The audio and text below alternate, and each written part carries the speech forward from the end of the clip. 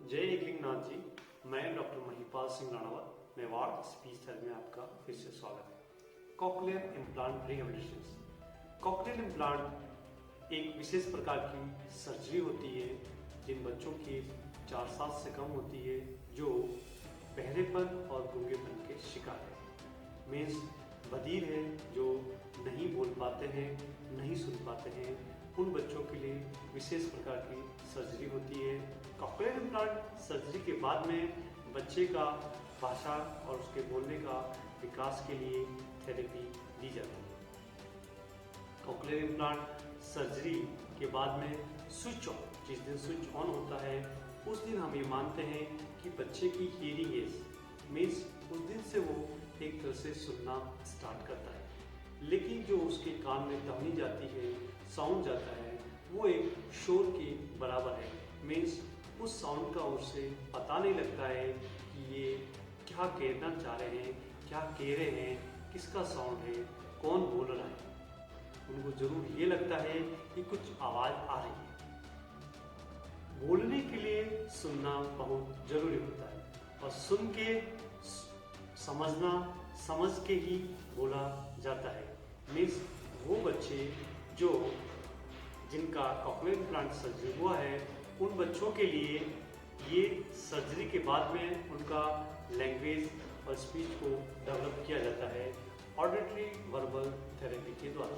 Auditory verbal therapy means सुनना, समझना, then बोलना। जनरली माना जाए कि बच्चा कोई 3 साल का है और उसका कॉकलियर इम्प्लांट सर्जरी हुआ है, स्विच ऑन हुआ है। पेरेंट्स की एक्सपेक्टेशन होती है कि बच्चा 3 साल का है, चलो अब वो बोल जाना चाहिए। लेकिन बोलने के लिए एक लंबा साइंटिफिकली अप्रोच और प्रोसेस को यूज करना होता है। लगभग 2 साल के बच्चों के लिए थेरेपी होती है। शुरुआत में बच्चे 2 महीने, 3 महीने, 4 महीने उनको जोश रहता है, उनको लगता है कि चलो थेरेपी जाना है, क्योंकि थेरेपी के पार्ट को इतना ज़्यादा इम्पोर्टेंस नहीं दी जाती। इम्पोर्टेंस दी जाती, इतनी ज़्यादा नहीं दी जाती है कि जितना जरूरी आपके लिए सर्जरी हुई है उतना जरूरी ये थेरेपी का रोल है। क्योंकि आप थेरेपी नहीं करवाएंगे, कंटिन्यू थेरेपी नहीं करवाएंगे तो उस ऑपरेशन का या उस सर्जरी का कोई रिस्क नहीं ले जाता है। इसलिए ये कंटिन्यू थेरेपी होना बहुत जरूरी है और थेरेपी में से बच्चे को लैंग्वेज डेवलप किया जाता है। काफ़ी बच्चों को देखा गया है कि कॉकलियर इम्प्लांट सर्जरी के बाद में भी नहीं बोल पा रहे हैं।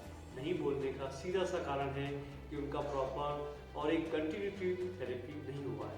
क्योंकि वो बच्चा पापा, मम्मा, दादा, नाना बोलना तो शुरू कर देते हैं, लेकिन वो वाक्य या वो सेंटेंस को नहीं समझ पाते हैं कि आगे वाला क्या कह रहा है। वे पूछे कि आपके पापा कहाँ हैं तो वो आंसर नहीं दे पाते, वो केवल पापा को ही पहचानते हैं। इसके लिए उन पेरेंट्स के लिए हमारा ये सुझाव है, कंटिन्यूटी लॉन्ग थेरेपी की जरूरत होती है। थेरेपी में जनरली 45 मिनट से 1 आवर का एक सेशन होता है जिसमें पेरेंट्स उनको करवाकर पेरेंट्स को एक्सप्लेन किया जाता है कि आप घर पे भी इस प्रकार से बच्चों को करवा सकते। लेकिन पेरेंट्स का भी अपना घर का वर्क या उनका सोशल इशू, काफ़ी सारे इशू हो पाते हैं, वो बच्चे पे प्रॉपरली ध्यान नहीं दे पाते हैं। तो हमारा मानना है, हमने यहाँ पे बच्चों के लिए विशेष रूप से 3 to 4 आवर्स के लिए सेशन स्टार्ट कर रहे हैं कि कंप्लीट बच्चे का डेवलपमेंट यहीं किया जाए।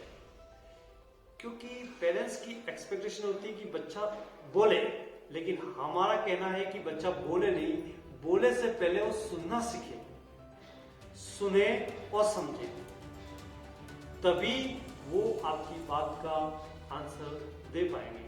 ज्यादातर बच्चे देखा जाता है कि वो वर्ड्स तो बोल देते हैं लेकिन उस वर्ड का उनको मीनिंग नहीं पता चलता है। तो एक कॉम्प्लिकेटेड प्रोसेस हो जाता है कि एग्जैक्टली पेरेंट्स को ये रहता है कि बोलना है, बस बच्चे को बोलना सीखा, बोलना नहीं, पहले सुनना। जो आप कॉकलियर इम्प्लांट सर्जरी से जो सुनना है वो तो एक शोर है, उस शोर को लैंग्वेज में कन्वर्ट करना, अंडरस्टैंडिंग। लैंग्वेज भी 2 तरह की होती है, receptive language, expressive language. Receptive language means कि आपको समझना है, हमने जो कहा है आपको उस बात को समझना। जब आप समझेंगे तभी तो आंसर दे पाएंगे। तो समझने का पार्ट रिसेप्टिव लैंग्वेज डेवलपमेंट है। जो समझा उसका आंसर दे पाते हो, दैट्स कॉल्ड रिसेप्टिव लैंग्वेज।